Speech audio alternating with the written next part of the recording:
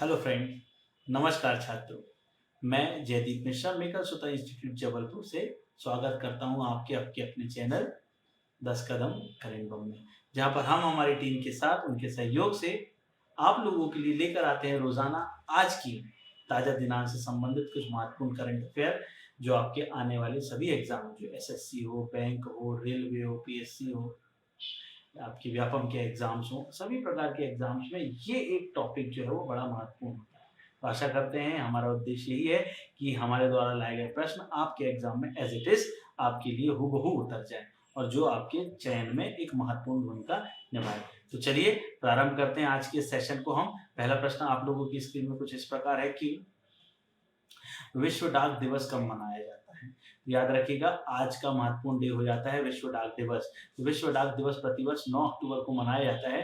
विश्व डाक दिवस का उद्देश्य लोगों को रोजमर्रा के जीवन में डाक क्षेत्र की भूमिका, सामाजिक तथा आर्थिक विकास में इसके योगदान पर जागरूकता पैदा करना है। भारतीय डाक विभाग ने इस अवसर पर राष्ट्रीय डाक सप्ताह मनाने की भी शुरुआत की। तो याद रखिएगा, आज क्या है? World post day. यदि मैं बात करूं भारत के सापेक्ष, भारत के आधार पर, तो पोस्ट की स्थापना, याद रखिएगा, भारत को पोस्ट और रेल, ये दो महत्वपूर्ण चीजें जो कम्युनिकेशन के लिए अत्यधिक महत्वपूर्ण है, ये देन है डलहौजी की। लॉर्ड डलहौजी के द्वारा हमको रेलवे और पोस्ट, ये दोनों ही अधिनियम प्रदान किए गए थे। चलिए बढ़ते हैं हम अगले प्रश्न की ओर। तो अगला प्रश्न हमारे स्क्रीन में आप लोगों के लिए कुछ इस प्रकार कि नवंबर में नई दिल्ली में आयोजित होने वाले भारत के अंतर्राष्ट्रीय व्यापार मेले 2021 के 44वें संस्करण की थीम क्या है? तो आत्मनिर्भर भारत, ये हमारी टैगलाइन है। आत्मनिर्भर भारत, भारत को आत्मनिर्भरता के क्षेत्र में अग्रणी रखना है। इस उद्देश्य से अंतरनेशनल व्यापार मेला 40वें संस्करण का हमने नवंबर 14 से जो 27 नवंबर तक नई दिल्ली में आयोजित होगा प्रगति मैदान में, वह इस वर्ष के विषय आत्मनिर्भर भारत के अंतर्गत जो भारत की अर्थव्यवस्था, निर्यात क्षमता जिसको हम कहते हैं एक्सपोर्ट कैपेसिटी, बुनियादी ढांचा दैट मीन इंफ्रास्ट्रक्चर, और हमारी जो सप्लाई है सीरीज उसका, तथा हमारी डिमांड का एवं हमारे पॉपुलेशन को ध्यान में रखते हुए इस थीम को हमने चुना है। यह कार्यक्रम भारत की आज़ादी के 75वें वर्ष के उपलक्ष्य में आज़ादी के अमृत महोत्सव के अंतर्गत अभिन्न अंग के रूप में आयोजित किया जाएगा। तो याद रखिएगा, इस वर्ष हम 75वें वर्ष में प्रवेश कर चुके हैं आज़ादी के लिए, इसलिए प्रत्येक कार्यक्रम को भारत के आज़ादी के महोत्सव के रूप में मना रहे हैं, जिसको हमने थीम दिया है अमृत महोत्सव। चलिए, तो इसकी थीम हो जाती है आत्मनिर्भर भारत। अगला प्रश्न, इंडियन प्रीमियर लीग जिसे आईपीएल कहा जाता है, किसी एक टीम के खिलाफ 1000 रन बनाने वाले पहले खिलाड़ी कौन हो गए? तो ये हो गए हैं रोहित शर्मा।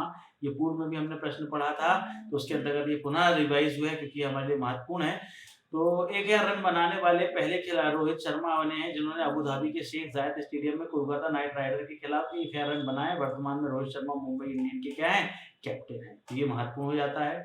अगला प्रश्न बहुत महत्वपूर्ण, नोबेल पुरस्कार। याद रखिएगा, नोबेल प्राइज। पहले तो आपको नोबेल से रिलेटेड चीजें मैं बता दूं। नोबेल प्राइज दिया जाने वाला अवार्ड या नोबेल जो अवार्ड दिए जाते हैं, ये विश्व के नंबर 1 अवार्ड है। कैसे नंबर अवार्ड है? Number 1 award. इन अवार्ड से बड़ा कोई अवार्ड इस फील्ड का नहीं होता, इसलिए नंबर 1 अवार्ड है। अब जब नंबर 1 की बात हुई है, तो आप याद रखिएगा, नोबेल पुरस्कार की स्थापना कब हुई है? सन 1901 में। ठीक है, प्रारंभ में एक हाथ से दिया जाता था, तो एक हाथ में उंगलियां कितनी होती है? 5। तो प्रारंभ में इनकी संख्या कितनी होती थी? 5। फिर दूसरा हाथ भी लगवाने लगे, तो दूसरे हाथ की एक उंगली और लगवाने लगे, ऐसे याद रख लीजिएगा। तो फिर बाद में इस अवार्ड की संख्या कितनी कर दी गई? 6। ठीक है, अल्फ्रेड नोबेल की स्मृति में ये अवार्ड दिया जाता है। तो इस साल का भौतिक का पुरस्कार, जिसको अपन फिजिक्स का बोलते हैं, तो ये अवार्ड जो दिया गया है उपरोक्त तीनों को, शियोकुरु मानवे, जियोंगिंग पारसी और क्लाउस हेसलमैन।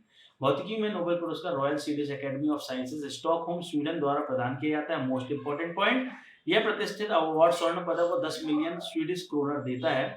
शिव कारो मानावे और क्लाउस हेल्समैन ने धरती की जलवायु का फिजिकल मॉडल तैयार किया है, जिससे इससे होने वाले बदलाव पर सटीकता में नजर रखी जा सकती है और ग्लोबल वार्मिंग का अनुमान लगाया जा सकता है। इस उद्देश्य से इनको यह अवार्ड दिया गया है, जो समाज में एक नई भूमिका को अदा करेगा। तो इन तीनों को यह अवार्ड दिया गया है, तो तीनों को आप लोगों को याद रखना है। रेगुलरली कोई ना कोई नोबेल प्राइज मिल रहा है।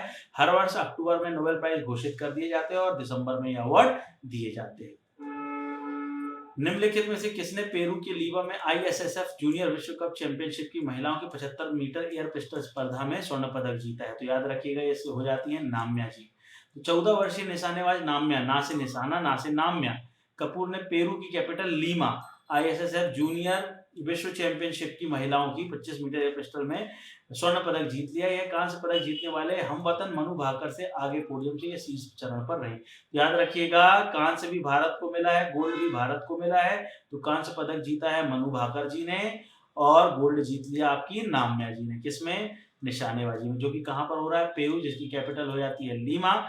यह देश होता है साउथ अमेरिका। याद रखिए, किसका देश हो जाता है? South America. छठवां प्रश्न, केंद्रीय स्वास्थ्य मंत्री मनसुख मांडविया ने किस राज्य में ड्रोन के माध्यम से कोविड-19 वैक्सीन की डिलीवरी की सुविधा के लिए मेक इन इंडिया का पहल के अंतर्गत इसकी शुरुआत की है? ये राज्य हो जाता है मणिपुर। ये भारत को नॉर्थ ईस्ट स्टेट हो जाता है। याद रखिएगा, भारत का म्यांमार से लगने वाले 4 देश, जितने म्यांमार में अक्षर होते हैं उतने ही बॉर्डर हमारी म्यांमार से लगती है, जिसको आप लोग ट्रिक से याद रख सकते हो, आ ना मा मी। अपन बुलाते हैं कहाँ के लिए? म्यांमार में हमारी मामी रहती है, उनको बुलाते हैं कैसे? आनामामी। अरुणाचल प्रदेश, नागालैंड, मणिपुर और मिजोरम, ये 4 देश होते हैं जिनकी बॉर्डर म्यांमार से लगती है। तो उन्हीं में से एक देश हो जाता है मणिपुर, जहां पर हम कोविड-19 की जो वैक्सीन हैं वो ड्रोन के माध्यम से पहुंचा रहे हैं दुर्गम इलाकों में, जहां पर बहुत अधिक मात्रा में जंगल है, बहुत अधिक मात्रा में पेड़ है, उन क्षेत्रों में। तो मेक इन इंडिया के तहत इसको प्रारंभ किया गया।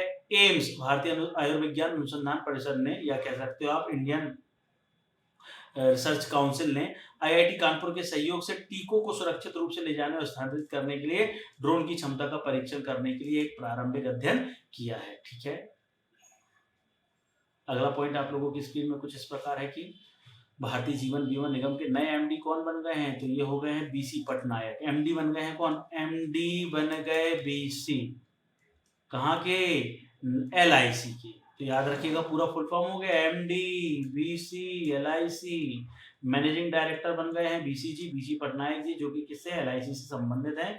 ये 1986 में भारतीय जीवन बीमा निगम ऑफ इंडिया के प्रत्यक्ष भर्ती अधिकारी के रूप में क्या हुए थे? शामिल हुए थे। उसके बाद तब लगातार अपने आप को बढ़ाते गए और आज इस पद पर पहुंच गए हैं। कौन? BC पटनायक जी MD के हैं LIC, जिसकी स्थापना 1 सितंबर सन 1956 में हुई थी।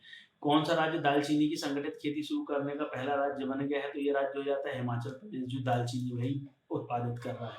तो CSIRS institute of Himalayan bio resource technology ने हिमाचल प्रदेश में पायलट आधार पर दालचीनी की खेती शुरू की है।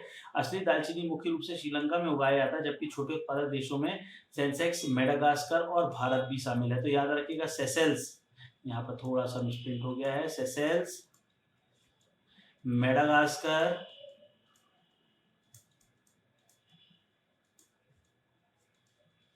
और भारत। मैं बता दूं आपको, मेडागास्कर हिंद महासागर में पड़ने वाला सबसे बड़ा द्वीप होता है। कौन सा? मेडागास्कर। याद रखिएगा, मेडागास्कर हिंद महासागर में पड़ने वाला सबसे बड़ा द्वीप होता है। तो ये देश जो है वो दालचीनी उगाने में सबसे ज्यादा है। श्रीलंका, चीन, वियतनाम, इंडोनेशिया, नेपाल से भी अत्यधिक मात्रा में भारत जो है वो हर साल क्या करता है? चीन दालचीनी को मतलब आयात करता है। तो अब हम भैया खुद ही उगाएंगे, आत्मनिर्भर भारत बनेगा। हाल ही में अदानी ने ग्रीन एनर्जी लिमिटेड में कितने करोड़ रुपए SB एनर्जी इंडिया का अधिग्रहण कर लिया है? तो ये आंसर हो जाता है आपका 26,000 करोड़ रुपए। तो भारत के सेकंड नंबर के सबसे सही हो जाते हैं कौन? गौतम अदानी। तो इस सौदे के साथ SB एनर्जी इंडिया अब अदानी ग्रीन एनर्जी लिमिटेड की 100% स्वामित्व वाली अंशांगी बन गई है। इससे पहले यह जापान की सॉफ्टबैंक ग्रुप कॉर्प और भारतीय समूह के बीच अस्तित्व सहयोग की उद्यम थी। अब भाई ग्रीनरी के क्षेत्र में आप भारत जो है बहुत तेजी से आगे बढ़ रहा है। हमारा उद्देश्य है कि 2022 तक 175, याद रखिएगा 2022 तक 175 गीगावाट की हम ग्रीन एनर्जी प्रोड्यूस करें, जिसमें 100 गीगावाट तो हमको किससे करना है? ये आपके सोलर एनर्जी से। तो हमको भाई उस क्षेत्र में इन्वेस्ट तो करना पड़ेगा ना, तभी तो हम कमा पाएंगे। तो अडानी जी लगातार इसमें इन्वेस्ट कर रहे हैं। Last but not the least, किस देश ने पहली बार परमाणु पनडुब्बी से लॉन्च किए जाने वाले घातक जिरकोन हाइपरसोनिक मिसाइल का सफल परीक्षण कर लिया? तो भैया देश देखिए और पहचानिए, ये हैं रशियन प्रेसिडेंट। जिरकॉन ध्वनि की गति से 9 गुना तेज उड़ान भरने में सक्षम होगी। तो याद रखिएगा, जिरकॉन जो है वो ध्वनि की गति से 9 गुना। तो ये हाइपरसोनिक जो लिखा हुआ है उसको समझिएगा, यह 1000 किलोमीटर सीमा क्षेत्र में लक्ष्य को निशाना बना सकती है। पहली बार जब जिरकॉन मिसाइल का प्रक्षेपण पनडुब्बी के जरिए किया गया। इससे पहले जुलाई में नौसेना ने युद्धपोत से इसका कई बार परीक्षण किया था। अब ये सबमरीन से परीक्षण करने वाली मिसाइल बन गई, जिसका नाम क्या है, जिरकॉन, जो ध्वनि की गति से 9 गुना तेज रफ्तार से वार करेगी। तो ये व्लादिमीर पुतिन साहब है, कहाँ के हैं ये हो जाते हैं रशिया के राष्ट्रपति, जिसकी राजधानी हो जाती है मॉस्को। रशिया, जहां विश्व की सबसे लंबी रेल लाइन चलती है, जिसको बोलते हैं ट्रांस साइबेरियन रेलवे, जो लगभग 9000 किलोमीटर से लंबी है, जो कि व्लादिवोस्तोक से निकलती है और लेनिनग्राद तक जाती है, पूरे रशिया को ट्रांसफर करती है। इसलिए विश्व की सबसे लंबी रेल लाइन है, जिसे ट्रांस साइबेरियन रेलवे भी कहा जाता है। आशा करता हूं दोस्तों, हमारे द्वारा आप लोगों के लिए है जो सीरीज प्रारंभ की गई है, जिसे हम 10 का दम करेंट पंप के रूप में कहते हैं, वो आप लोगों को पसंद आएगी।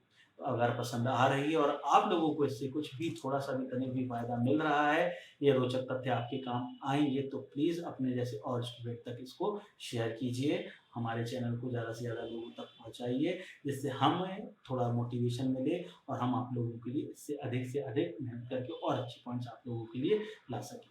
धन्यवाद। जय हिंद। हम कल पुनः इस समय पर